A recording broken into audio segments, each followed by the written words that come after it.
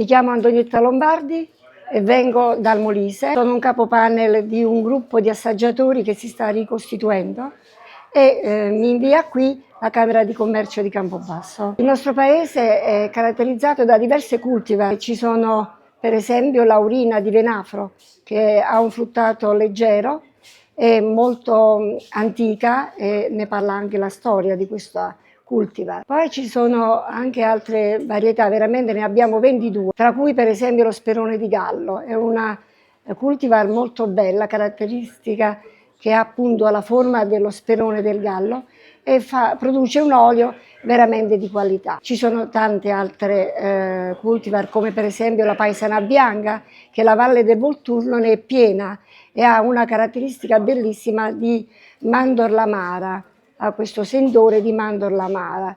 Poi c'è la paesana nera, insomma abbiamo diverse cultivar e veramente non possiamo invidiare nulla alle altre regioni, perché anche la nostra piccola regione ha tutto. Io sono molto contenta di aver partecipato per la seconda volta qui all'Ercole Olivario, perché la prima è stata una bellissima esperienza e questa ancora di più.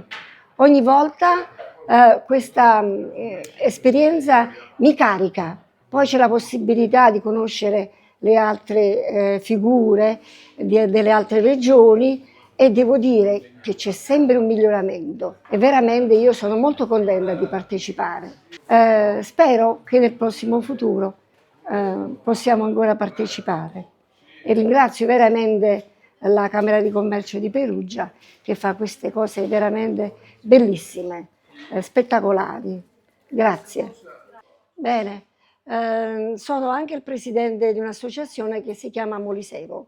Noi assaggiatori professionisti abbiamo deciso di costituire questa associazione con l'obiettivo di fare cultura del mondo dell'olio, perché ci rendiamo conto che anche se se ne parla molto di olio, ma in realtà di cultura non ce n'è.